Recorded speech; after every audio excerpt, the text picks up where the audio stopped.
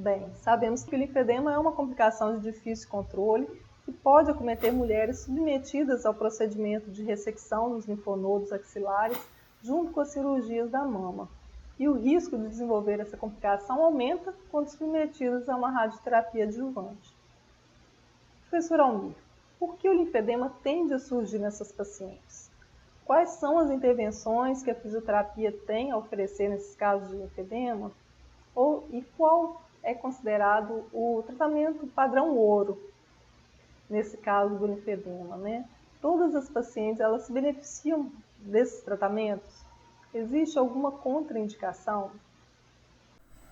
Bom, em relação, né, à complicação do linfedema, que nós sabemos que é a maior morbidade, né, associada ao tratamento para câncer de mama, principalmente quando essa paciente realiza, né, o esvaziamento axilar e associado à radioterapia complementar adjuvante e também, principalmente, quando essa radioterapia é realizada em fossa supraclavicular, a incidência aumenta muito, né, dessa paciente desenvolver linfedema.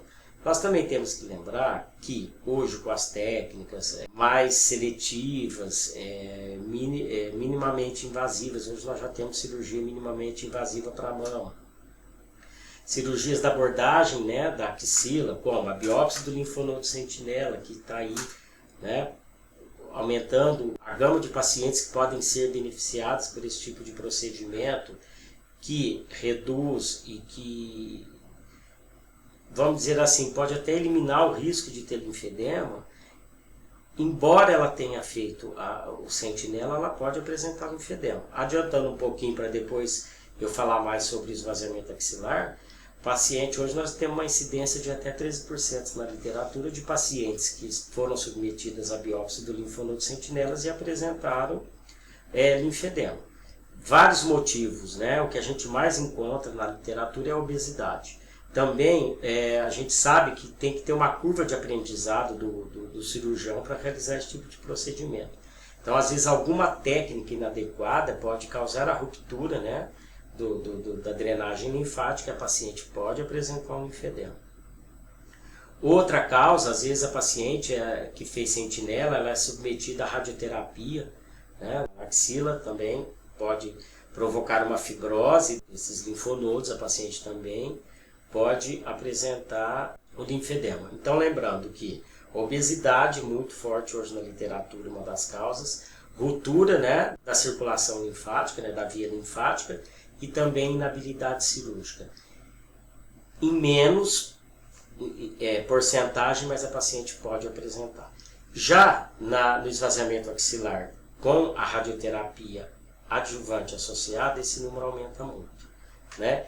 E por que a paciente pode apresentar? Então, nós sabemos, né, que a drenagem da mama, né, do sítio onde tem o tumor da mama, drena para a axila. Então, a primeira via, né, de disseminação do tumor é na axila. Por isso que, dependendo do tamanho do tumor, dependendo do estadiamento da doença, e se a região da axila estiver comprometida, ocorre o esvaziamento axilar, que pode ser, né, em 3 níveis, nível 1, nível 2, nível 3, né, ou afetando os 3 níveis. Então, quando se faz a retirada desses linfonodos, o que acontece? A interrupção da drenagem, né, da via normal que vem do membro superior para a axila. Então, qualquer problema, então se essa paciente já não tem a drenagem normal ali, a drenagem linfática. Quando nós dizemos drenagem linfática, eu estou dizendo da circulação linfática, né? A massagem linfática não é drenagem linfática corretamente, hoje todo mundo utiliza que a drenagem linfática é a massagem. Na realidade, a drenagem linfática, o que nós encontramos na literatura, é a circulação linfática. Então, quando há o rompimento, né, pelo esvaziamento axilar, essa circulação ela vai estar o quê? Debilitada, ela vai estar lenta. Sabemos, né, que pela anatomia há um desvio pela via cefálica que vem pelo deltoide e cai na supraclavicular, que é uma via de acesso e uma via auxiliar, né? Porém, isso é bem diminuído, por isso que nós temos que sempre estar estimulando essa paciente a fazer drenagem linfática, automassagem, os cuidados, enfim. Então, quando essa paciente, por um exemplo, sofre uma lesão na pele, um machucado, uma picada de inseto, uma tendinite, uma inflamação, o que acontece no processo inflamatório? Vai ocorrer o quê? O acúmulo de líquido, vai inchar aquela região.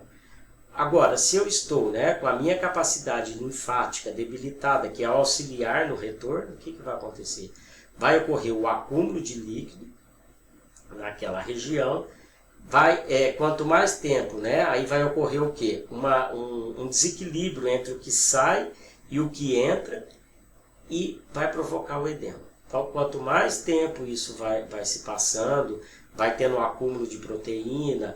Nós sabemos que a linfa também ela tem componentes do sangue, ela pode se coagular, então vai formando fibrose, então isso daí vai cada vez mais tornando a circulação deficiente e essa paciente pode apresentar o linfedema.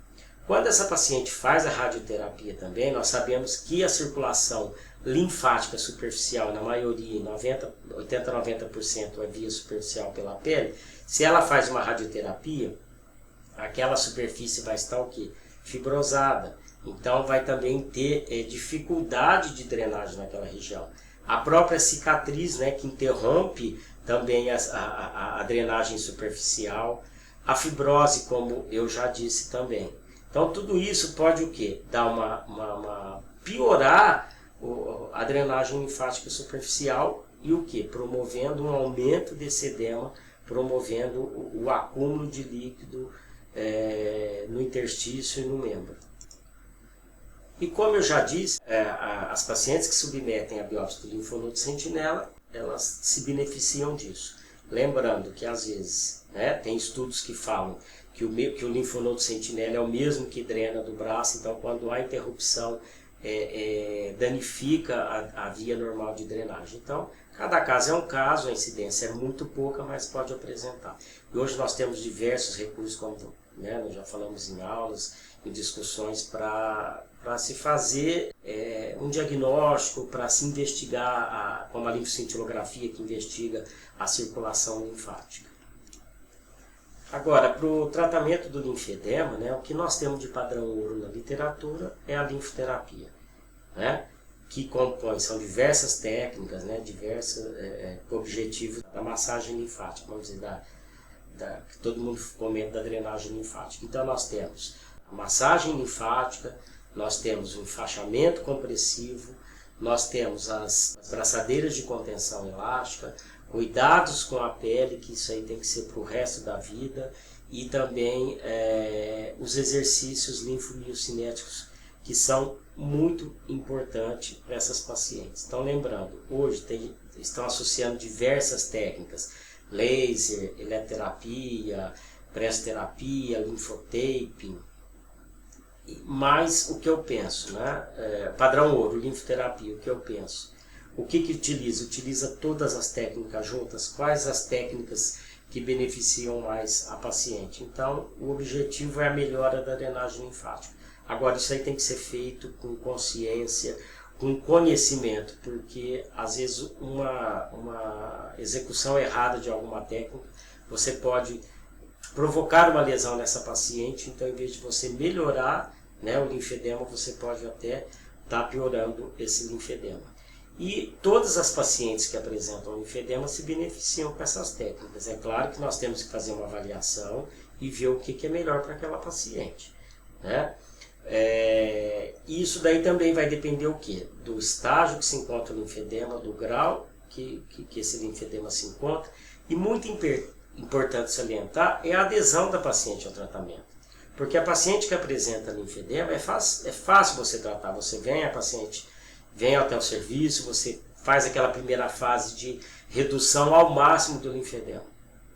Que é aquela fase que você está utilizando a drenagem linfática ou a pressoterapia, dependendo do caso, o enfaixamento compressivo. Aí na hora da manutenção que a coisa muda, porque é difícil dela dela usar a braçadeira 24 horas, muitas vezes o clima é muito quente, vários probleminhas que acontecem. Então eu acho que assim, tratar o linfedema é fácil, não é difícil, o resultado é muito bom. Agora, o mais difícil para a gente é conseguir que essa paciente tenha a adesão da manutenção desse tratamento para o linfedema.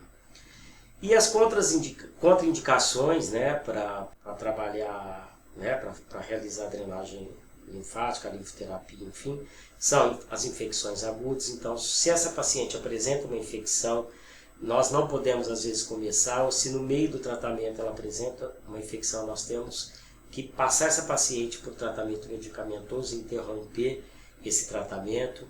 Se a paciente tem hipertensão ou uma insuficiência cardíaca descompensada, essa paciente tem que primeiro estar compensada para iniciarmos o tratamento. Se ela apresenta flebite, tromboses, tromboflebites também não podemos realizar. Se por acaso durante o tratamento ou mesmo antes ela apresenta uma reação alérgica aguda, também tem que ser interrompido ou não se inicia o tratamento. Paciente que apresenta alguma afecção da pele também não podemos, né? Tem que ser tratada. Paciente também com insuficiência renal, tá com essa insuficiência renal, ou também pacientes que apresentam linfangite carcinomatosa no membro. Então, nesse caso, tem que ser muito bem avaliado e ver o custo-benefício que nós podemos tratar, porque às vezes, em vez de melhorar, nós podemos piorar a situação do membro dessa paciente.